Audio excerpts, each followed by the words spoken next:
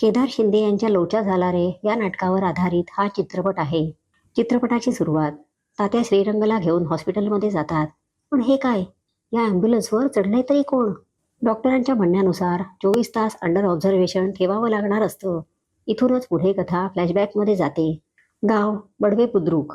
मेहता बिल्डर्सचा डोळा गावच्या जमिनीवर असतो.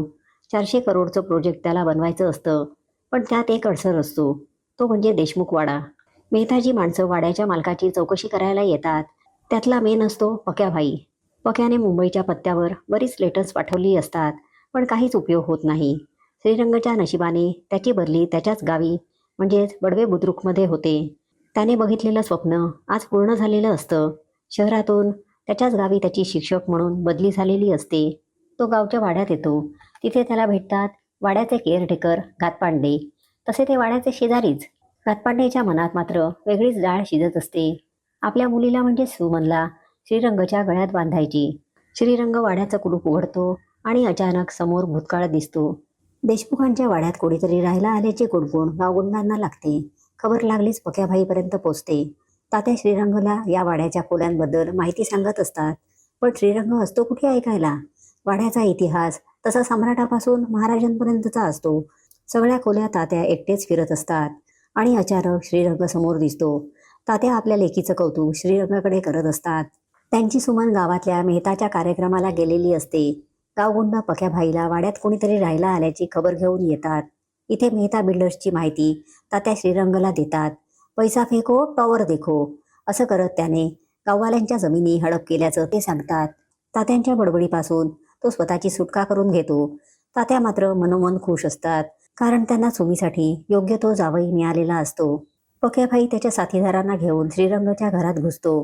श्रीरंग समोर मेहताची फाईल ठेवून तो त्याला सही करायला सांगतो. मेहता बिल्डरला वाडा विकायचा तो म्हणतो. श्रीरंगने नाही म्हटल्यावर त्याची धुलाई होते. पक्या धमकी देतो, उद्या येईन तेव्हा कागदावर सह्या करायच्या. पक्या परत कार्यक्रमाला येतो. तात्या सुमनला बोलवायला येतात. पक्याची नजर सुमनवर पडते. तो तात्यांना फोन करून सुमन आवडल्याचं सांगतो. तात्यांकडे लग्नाचं प्रपोजल ठेवतो. इथे वाड्यावर रंगाला जमिनीखालचा खजिना सापडतो. त्यात एक पुस्तक सापडतं. पण सुरुवातीची प्रस्तावना नसून ती धमकी असते. त्यात देशमुखांच्या घराण्याचा इतिहास लिहिलेला असतो. वाचशील तर वाचशील असं त्यात लिहिलेलं असतं. पुस्तक वाचल्यावर तो झोपतो. पण अचानक त्याला आसपास कुणीतरी असल्याचा भास होतो. तो जागा होतो. कोण आहे म्हणून हाका मारतो. अचानक मागून तो येतो, हिच्या मामा. मग काय नुसती पळापळ सुरू. सकाळी सगळं शांत झालेलं असतं. पक्याभाई यायच्या आत त्याला पळायचं असतं. बाहेर त्याला ती दिसते. हीच सुमी तात्यांची मुलगी. त्याला कळतं. टूथपेस्ट शोधायला तो आतमध्ये येतो. आता टूथपेस्टच गायब. ती असते हिच्या मामाच्या तोंडावर. आता हा तर सकाळी पण दिसायला लागला. तात्या सुमीला नाश्ता घेऊन जायला सांगतात. ती आतमध्ये येते. तिला हिच्या मामा दिसत नाही. फक्त बॅग ओढताना ती रंगाला पाहते. तो तिला हा दिसतोय का विचारतो. पण तिला तर कोणीच दिसत नसतं. तिला वाटतं आपल्यालाच काहीतरी झालंय. इथे पटेल श्रीरंगबद्दल पक्याला विचारतो. तो घातपांडेकडे चौकशी करतो म्हणतो. तो तात्यांना फोन लावतो. मास्तर गेला का बघायला सांगतो. रंग्याला धडा शिकवायला पक्या जाणार, पण मेहता त्याला समजवतो.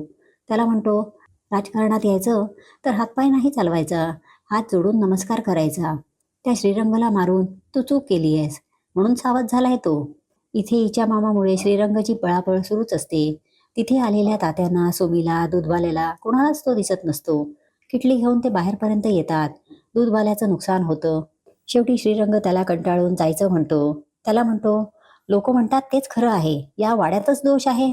अचानक इतिहासातलं एक एक कॅरेक्टर पुढे येतं. हिच्या मामा त्याला बॅगेतून एक कागद काढून देतो. त्यात याचा तपशील लिहिलेला असतो. तात्या सुमीला रंगाबद्दल विचारतात. ती म्हणते ते आजारी आहेत, त्यांना बायकोची नाही डॉक्टरची गरज आहे. शेवटी रंगा त्यांना विचारतो, तुम्ही या पुस्तकातून आलात? ते हो म्हणतात. म्हणजेच 2 पूर्वज आलेले असतात. तेवढ्यात केबलवाला 300 रुपयात 200 चॅनल लावून देऊ का विचारायला येतो. रंगा त्याला म्हणतो, आधीच घरात फुकटची 2 चॅनल चालू आहेत, उगाच बिकटची दुखडी कशाला. तेवढ्यात पक्या तिथे येतो. त्याला केबलसाठी पैसे देऊन केबल लावायला सांगतो. रंगा त्याला वाडा सोडून जातोय सांगतो. पण पक्या त्याला वाड्यात घेऊन जातो. हे सगळं सुमन पाहते. वाड्यात आल्यावर रंगा आतले दोघे कुठे आहेत ते चेक करतो. ते दोघे काही पक्याला दिसत नसतात. हिच्या मामाला टीव्हीचं काम करायचं असतं. तो वायरीला धोपटायला लागतो. वायर तोंडात घातल्यामुळे रंगा हिच्या मामाला ओरडतो. वायरमनला वाटतं रंगा आपल्यालाच बोलतोय. तो म्हणतो, वायर तोंडात घातल्याशिवाय काम कसं होईल? शेवटी पक्या त्याला बाजूला नेऊन सांगतो, या वाड्याच्या बदल्यात मेहता तुला एक मोठा फ्लॅट देईल, 450 फुटांचा. एवढं ऐकल्यावर सुभेदार प्रकट होतो. दुसऱ्या बाजूला हिच्या मामा. चॅनल चालू झाल्याचं केबलवाला सांगतो. ॲनिमल चॅनल सुरू होताच हिच्या मामा पळत जातो. ॲनिमल चॅनल दाखवून एकाला हँडल करायचं हा मंत्र रंगाला सापडलेला असतो. आता प्रश्न सुभेदारचा असतो. पक्या भाईला दोन्हीकडून इतके फटके बसतात की कंटाळून तो निघून जातो. तेवढ्यात येतं तिसरं कॅरेक्टर. इथे पक्याबाई डोक्यावर बर्फ ठेवून असतो. त्याला रंगाला धडा शिकवायचा असतो. घरात सगळं शांत असतं म्हणून रंगा शाळेत जायला निघतो. सुमन त्याचा पाठलाग करते. शाळेतली टार्गट मुलं मास्तरांना धडा शिकवायचा म्हणून दगड घेऊन वर्गात बसलेली असतात. घरातलं त्रिकूट वर्गात हजर असतं. रंगा त्यांना बडबडतो. मुलांना वाटतं सर त्यांनाच बोलतायत. मुलं पुढ्यात येऊन त्याची माफी मागतात. शेवटी रंगा बाहेर येतो. त्यांना म्हणतो, अरे का त्रास देत आहे? अशाने नोकरी जाईल ना माझी. तो बोलत असतो या तिघांशी. पण शाळेतल्या शिपायांना वाटतं की तो सरस्वती मातेची पूजा करतोय. हे सगळं सुमन पाहते आणि त्याच्या प्रेमात पडते. शाळेतून निघताना पक्याची लोक रंगाला घेरतात. त्याच्या मदतीला येतो येसाजी देशमुख, रंगाचा पूर्वज. रंगामुळे पक्याचे गुंड हॉस्पिटलाइज झालेले असतात. पक्या मेहताला म्हणतो, त्याच वेळी त्याचे हातपाय मोडले असते तर ही वेळ आली नसती. मेहता त्याला समजवत म्हणतो, तू गावचा मोठा लीडर होणार. आता हातपाय नाही डोकं वापरायचं. आता साम दाम दंड नाही, दुसरंच हत्यार वापरायचं. रंगा आणि मंडळी स्कूटरवर बसून जात असतात. त्याचा रस्ता सुमन अडवते. आता बसायला जागा तरी कुठे आहे? तिथे एक मुलगा येऊन सुमनला तिची सायकल देतो. रंगाबरोबर जाता यावं म्हणून तिनेच ती सायकल त्या मुलाला दिलेली असते. रंगा पूर्वजांबरोबर घरी येतो. तिथे एक बाई असते. ती पक्याने पाठवलेली असते. रंगाला बदनाम करण्याचं षडयंत्र. पक्याची माणसं गाववाल्यांना घेऊन येतात. आता रंगाला परिस्थितीपासून वाचवणार तरी कसं? पूर्वज तर मागे हटतात. तेवढ्यात तिथे ती येते. कडी आपोआप उघडली जाते. गावकरी आत येतात. पण पक्याने पाठवलेल्या बाईची अवस्था अशी झालेली असते. हा सगळा प्रकार पूर्वज म्हणजे देशमुखांच्या कोयनेने केलेला असतो. त्याचा पुरावा हिच्या मामा रंगाच्या हातात देतो. सगळं निस्तरल्यावर रंगा त्यांनाच विचारतो, अरे अजून येणार तरी किती जण आहेत? आधार कार्डच काढून घेतो. कोयना बोलायला मध्ये पडते. पण रंगा तिला गप्प करतो. तुम्ही तमाशातल्या आहात, तमाशातच राहा. एवढं ऐकल्यावर तिचा राग अनावर होतो. ती म्हणते, देशाच्या दुश्मनाची कत्तल करायची होती म्हणून पायात चाळ बांधली. मी जर नसते ना तर बाई आणि बाटलीत देशमुख घराणं कधीच संपलं असतं.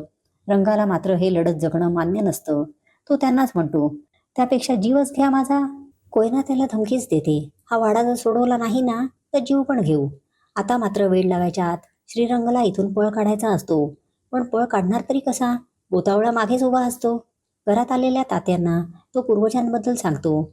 शेवटी तात्या सुद्धा त्याच्या होला हो करतात. त्यांनाही रंगाचे पूर्वज दिसतायत असं ते भासवतात. रंगाला घेऊन ते पंचायत समिती पुढे येतात. रंगाला जो त्रास होतो आहे तो त्याला पंचायत समिती पुढे मांडायला सांगतात. पंचायत समिती सदस्य त्याला विचारतो, तुम्ही मुंबईहून गावी आलात. वाड्यात तुम्हाला काही विचित्र माणसं दिसत आहेत असं घातपांड्यांचं म्हणणं आहे. हे खरं आहे का? इथे अजून एक व्यक्ती येते. ती रंगाला सांगते, ते बाहेरून येणाऱ्या व्यक्ती दिसत आहेत का ते सांगायला सांगतायत. रंगा बाहेरून येणाऱ्या पक्या, दूधवाला, घातपांडे, सोमी सगळ्यांबद्दल सांगतो. तो म्हणतो, मला काय, घातपांडेंना सुद्धा दिसतायत. घातपांडे खरं खोटं करायला दूधवाल्याला पुढे करतात. तो सांगतो, याने माझ्या अंगावर दूध सांडवलं, माझं नुकसान केलं. तेवढ्यात तिथे आलेली ती तिराईत व्यक्ती श्रीरंगला सांगते, देव सगळीकडे आहे. श्रीरंग समितीला सांगतो, हो, मला या माणसात देव दिसला म्हणून मी दुधाचा अभिषेक केला. तात्या मात्र त्यालाच बडबडायला सुरुवात करतात आणि म्हणतात, तू शेवटचा भैया आहेस ज्याला मराठी माणसाने देव मानलाय. शेवटी कमिटीमध्ये पडते. ते तात्यांना विचारतात, श्रीरंग वेडा आहे हे ठरवण्यासाठी तुम्हीच पंचायत बसवलेली ना, आणि आता तुम्हीच वेड्यासारखं वागताय. तात्यांचा डाव त्यांच्यावरच उलटलेला असतो. ते समितीला पटवण्याचा प्रयत्न करतात. हा वेडा आहे, मी नाही. पूर्वज याला दिसतात, मला नाही. पण समिती त्यांचं न ऐकताच निघून जाते. रंगा तात्यांना म्हणतो, तुम्ही मला वेडा ठरवण्यासाठी समिती बोलवलीत? तिथे आलेली व्यक्ती रंगाला म्हणते, हो, हेच खरं आहे. रंगा अदृश्य व्यक्तीकडे पाहून बोलतो, तुमच्यामुळे आज मी वाचलो, नाहीतर या माणसाने सगळ्या गावासमोर मला वेडं ठरवलं असतं. याचा परिणाम म्हणजे पक्याची माणसं आणि तात्या त्यांच्याच माणसाला मारायला लागतात. कारण रंगा त्या माणसाकडे बघून बोलत असतो. घरी निघताना रंगाला परत ती व्यक्ती दिसते. तो तिला घरी आणतो. हिच्या मामा लगेचच रंगाच्या हातात एक कागद देतो. म्हणजे अजून एक पूर्वज, जो स्वदेशी चळवळीबद्दल रंगाला सांगतो. पण इथे तर त्याच्या कपड्यांचीच होळी झालेली असते. तात्यांना पकाभाईचा फोन येतो. सुमीऐवजी तुमच्यासाठी मी दुसरी मुलगी बघतो, ते त्याला म्हणतात. त्यांचं बोलणं सुमी ऐकते. रंगासोबत तात्यांनीच खेळलेली खेळी तिला समजलेली असते. ती त्यांना सुनावते. स्वार्थी हेतूपेक्षा जर एक माणूस म्हणून त्याच्या पाठीवर हात ठेवला असतात तर त्याला जास्त धीर मिळाला असता. शेवटी ते तिला खरी गोष्ट सांगतात. रंगाला जर मी गावासमोर वेडं म्हणून ठरवलं असतं तर पक्याने तुझा हात कायमचा सोडला असता, असं त्याने मला वचन दिलं होतं. उद्या जर तो तुला उचलून घेऊन गेला तर काय करणार होतो मी? या सगळ्यांपासून रंगाला सुटका हवी असते आणि त्याला उपाय सापडतो. एकदा अशोका चॅनल, एकदा ॲनिमल चॅनल हिच्या मामासाठी कॅरेक्टरनुसार एक एक चॅनल तो बदलून पाहतो. चॅनल लावतच बसतो. आता इथून सटकायची वेळ असते. पण टी व्ही अचानक बंद पडतो. सगळे त्याच्याकडे गोळा होतात. अचानक टी व्ही चालू होतो आणि भलतंच गाणं लागतं. काटा लागला हे गाणं लागतं आणि ते पुन्हा सगळे एकत्र येतात. हीच संधी असते पळायची. रंगा पळ काढतो. बाहेर आल्यावर त्याला बस दिसते. तो बसला अडवतो. बस गावातून बाहेर जात असते. तो बसमध्ये बसल्यावर अजून एक कॅरेक्टर त्याच्या बाजूला बसलेलं असतं. 1960 पासून मराठी बाणा जपणारे गृहस्थ. तेवढ्यात बाजूने हिच्या मामा पेपर त्याच्या हातात देतो. बाकीचे सगळे मागेच बसलेले असतात. घाबरून तो चालत्या बसमधून उडी टाकून पळ काढतो. पण चहूबाजूंनी तो पूर्वजांनी वेढलेला असतो आणि तो खाली कोसळतो. रंगा शुद्धीवर येतो. पण त्याच्याच पूर्वजांनी त्याला परत वाड्यात आणलेलं असतं. तो त्यांना विचारतो, का परत तुम्ही मला आलात इकडे घेऊन? पळून गेलो होतो ना मी. आता ते पक्याला फोन करून मी त्याला सांगायलाच सांगतो, या वाड्यात तुम्हाला काय करायचंय ते करा. रंगा अगदी मेटाकुटीला आलेला असतो. तो जायला निघतो तसा रागाने हिच्या मामा त्याच्या उरावरच बसतो. शेवटी आता रंगाला बोलणं भाग पडतं. तो प्रत्येकालाच बोलतो. महाराजांचा मावळा. रंगा त्याच्याकडे पाहत म्हणतो, जाऊन सांगा महाराजांना, आम्ही गांडूळ आहोत. आमच्या मनगटाला ढाली तलवारी काहीच पेलवत नाही. तो पुढाऱ्याला म्हणतो, आम्हाला नोटेवरचे गांधीजी त्यांच्या विचारांपेक्षा जरा जास्तच महत्वाचे आहेत. संताकडे येऊन तो म्हणतो, तुकारामांची गाथा इंद्रायणीत बुडवणारी माणसंच होती ना, तिला वर आणणारे विठ्ठल या जन्मी आमच्या नशिबी कुठून येणार? तो कोयनेकडे येत म्हणतो, तुम्ही ही काय लावणी करताय ना, ती आमच्याकडे गल्ली बोळात होते. नंतर तो सम्राटाकडे येतो. सम्राट अशोकाच्या कर्तृत्वापेक्षा त्याची भूमिका करणारा शाहरुख किती हँडसम दिसतो, ही चर्चा करण्यातच आम्हाला जास्त इंटरेस्ट आहे. रंगानंतर नेत्याकडे येतो. महाराष्ट्राला मुंबई मिळाली, त्यासाठी 107 जणांना आपलं बलिदान द्यावं लागलं. पण आता मुंबईतील मराठी माणूस हरवलाय हे त्या मुंबईला सुद्धा माहिती नाहीये. तो हिच्या मामाकडे येतो. त्याला म्हणतो, तुम्ही हे काय बोलता खरंच मला कळत नाही. पण हे जे तुम्ही जनावरासारखं वागता ना, ते फार कमी वागताय. इथे चांगल्या कपड्यातली माणसं सुद्धा जनावरासारखी वागतात. दररोज बघतो मी हे. तो परत मावळ्याकडे येतो. त्याला म्हणतो, शिवाजी महाराज इथे जन्माला आले त्याचा आम्हाला अभिमानच आहे. पण यापेक्षाही ते कोणत्या महिन्यात जन्माला आले यात वाद घालण्याचंच आम्ही समाधान मानतो. आणि जर रविवारचा दिवस आलाच तर ते का रविवारी जन्माला आले असा प्रश्न पडतो. कारण एक सार्वजनिक सुट्टी गेली ना. याचं बोलणं हे असं असेल तर देशमुख घराण्याचा वंश वाढणार तरी कसा? रंगा म्हणतो, वंश नाही वाढला तरी चालेल. हे दाखवण्यासाठी मी नाही वंशाचा दिवा जन्माला घालणार. तेवढ्यात तिथे सुमी येते. तिने सगळं ऐकलेलं असतं. तो तिलाही विचारतो, तुलाही मी वेडात वाटत असेल ना? ती नाही म्हणते. तो म्हणतो, खोटं बोलतेस बापासारखी. तो तिला ही माणसं दिसतायत का विचारतो. ती नाही म्हणते. ती म्हणते, मला खात्री आहे की तू खरं बोलतोयस, म्हणूनच मी तुझ्यासाठी एक बातमी घेऊन आली आहे. मेहता आणि पक्या तुझ्या विरुद्ध काहीतरी कट करतायत. माझे वडील पण त्यांच्यासोबत आहेत, पण मी मात्र तुझ्यासोबत आहे. तिला त्याच्याबद्दल काळजी वाटली म्हणून ती इथे आलेली असते. तिचा जीव त्याच्यात अडकलेला असतो. ती रडायला लागते. कोयना म्हणते, मुलगी रडली प्रगती झाली, आता वंश वाढणार. आता इथे मात्र प्रेमात पडून रंगाचा लोचा झालेला असतो. वंश मिळणार म्हणून पूर्वज सुद्धा नाच गाण्यात रमलेले असतात. तेवढ्यात तिथे पक्याभाई आणि त्याची गँग येते. पक्याभाई घरात विषारी दुराचा डबा फेकतो. तात्याही त्याच्याबरोबर असतात. त्यांना पक्याकडून सुमन आत असल्याचं कळतं. तो त्यांना म्हणतो, जाऊ दे ना, चुक्याबरोबर ओलं पण जळतंय. तो चावी जमिनीवर टाकून देतो. त्यांचा चष्मा काढून बाजूला ठेवून देतो. श्रीरंगला ढगात पोचवण्याचा बंदोबस्त त्याने केलेला असतो. तात्या चावी शोधतात. त्यांना पायाला चावी लागते. इथे सुमन बेशुद्ध होते. रंगा तिला बाहेर आणतो. पण त्याला अचानक पुस्तक आठवतो. ते पुस्तक आणायला तो आतमध्ये जातो. पुस्तक घेतल्यावर घरात असतो कोसळतो. आता आपण आलो सुरुवातीला बघितलेल्या सीनकडे. रंगा हॉस्पिटलमध्ये असतो. सुमन तिथे येते. रंगा अजून शुद्धीवर आलेला नसतो. सुमीला रंगाचे पूर्वजही आसपासच असल्याचा भास होतो. ती त्यांना म्हणते, मी तुम्हाला पाहू शकत नसले तरी तुमच्या मनात श्रीरंगविषयी काळजीच असणार आहे. तुम्ही प्रत्येक क्षणी त्याला मदत केली. आताही त्याला तुमच्या मदतीची गरज आहे. त्याला शुद्धीवर आणा. सुमीची पूजा अर्चा चालू होते. इथे पक्याभाई वाड्यात घुसतो. तात्यांना ढकलतो.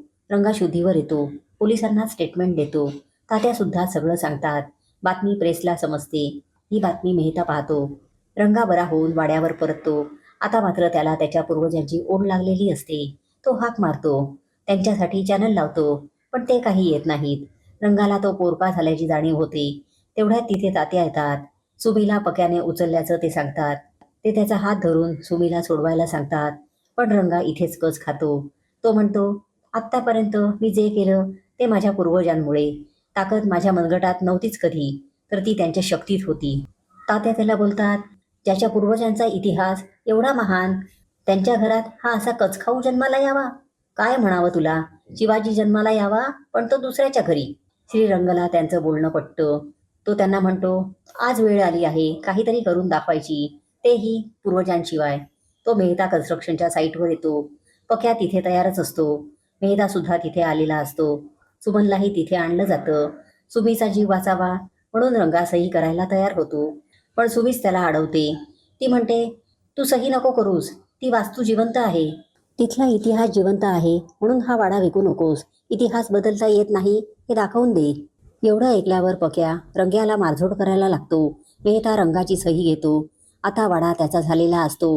मेहताची मेगा सिटी येणार म्हणून मेहता खुश असतो. तो म्हणतो, रंगा, तुझा वाडा वाचवायला तुझ्या 7 पिढ्या खाली आल्या पाहिजेत. सुमीला पक्या पकडतो. महाराजांचा मावळा रंगाजवळ येतो आणि म्हणतो, आर मास्तुऱ्या, मार खातोस होय? उठ आता. रंगा डोळे उघडतो. मेहताला समोर वेगळंच दृश्य दिसतं. रंगाने त्याच्या माणसांना धरलेलं असतं. हे सगळं रंगाला शक्य झालेलं असतं ते महाराजांच्या मावळ्यामुळेच. आता घाबरून मेहता पक्या सुमीला घेऊन बिल्डिंगमध्ये जातात. आता हा गड चढायचा तरी कसा? मावळा रंगाच्या देहातून बाहेर पडतो. त्याची जागा हिच्या मामा घेतो. तो अंगात शिरल्यामुळे रंगा परातीवरून वर चढतो. तिथे पोचतो. हळूहळू एक एक कॅरेक्टर रंगाच्या शरीरात शिरतं. मेहताच्या मागे आता कोयना रूपी रंगा लागतो. शेवटी हिच्या मामा रंगामध्ये शिरल्यावर तो ती फाईल मेहताकडून खेचून घेतो. अचानक फाईल जळायला लागते. मेहता घाबरून तिथून पळ काढतो. रंगा खाली येतो. सगळे पूर्वज हळूहळू त्याच्या शरीरातून बाहेर पडतात. सुमी तिथे येते. कोयनेने हात पकडल्यामुळे तिला आता ते सगळे पूर्वज दिसायला लागतात. आता त्यांच्या निघण्याची वेळ झालेली असते. कोयना देशमुखांच्या इतिहासाचं पुस्तक सुमीच्या हातात देऊन तिला शेवटचं पान वाचायला सांगते. सुमी वाचायला लागते. 7 पिढ्यांनंतर देशमुख घराण्यात कुणीच कर्तृत्ववान जन्माला आलं नाही, पण तुझ्या पोटी येणारं मूल कर्तृत्ववान असेल. रंगा त्यांना खूप अडवण्याचा प्रयत्न करतो. त्यांचं कार्य संपलेलं असतं आणि ते निघून जातात.